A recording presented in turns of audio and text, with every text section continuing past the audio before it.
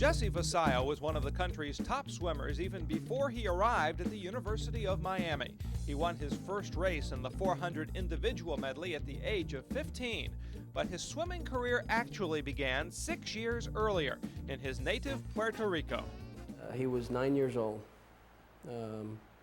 Basically, we were spending a weekend over in San Juan. My father had an apartment up there in San Juan, and one of the persons that he knew up there in San Juan went to the pool that day with his daughters. The daughters used to represent Puerto Rico in their swimming team. And Jesse, we all raced against them, and Jesse won the race. So that's how we got involved. That Monday when we came back to Ponce, which was where we're from, we all joined the swimming team. Victor Vassallo Sr. introduced his sons to the Hurricanes Swim Club and UM coach Bill Diaz. But Jesse's father passed away before he could see the swimming careers of his sons blossom. My dad was a big influence in us. When my father passed away, Jesse was, whether he made a promise to himself or whatever it was, that really had a big impact on him. It had a big impact on all of us, but he really stuck to it. He went all the way. You know, he decided to pursue my dad's dream, which was to become an Olympian and to become a world record holder. Before turning 20, Vassallo had set 3 world records and captured 20 major titles, and did not lose a race in the 400 individual medley for 5.5 years. We had several leaders on the team, and he was one of the outstanding leaders, and he was a competitor.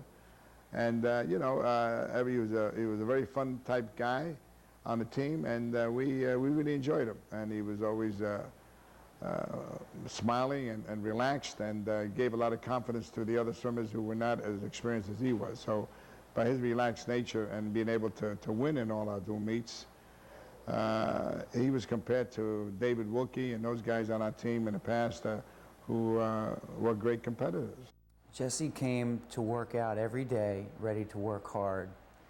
And if you were going to work out in front of Bill Diaz with Jesse Vassallo in the water next to you, you better be ready to work out hard. And Jesse came every day to work hard, because if you didn't show up to work hard, he had a tendency to kind of make you look bad, and you didn't want that to happen in front of Coach Diaz with his dark glasses and booming voice. With the Hurricanes, Jesse won the national championship in the 400 individual medley in 1981. He was All-American in 81 and 82 and still holds team records for the 200 and 400 IM. He was one of the first swimmers on the backstroke start to go down half of the pool underwater doing a dolphin kick, and then he would surface. He knew where he was at. One of those talented guys that never turned his head to see the wall. He just swam into the wall and did his turn. And that takes a lot of technique and practice and experience as far as a competitor.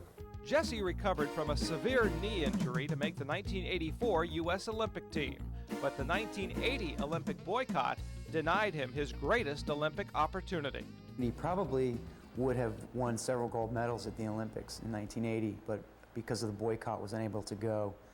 And at that point in time, he probably had accomplished just about anything anybody could in swimming, but he chose to come to the university and continue a swimming career. He's now a swimming coach in Puerto Rico. He's got like 250 kids. So he's putting a lot back into the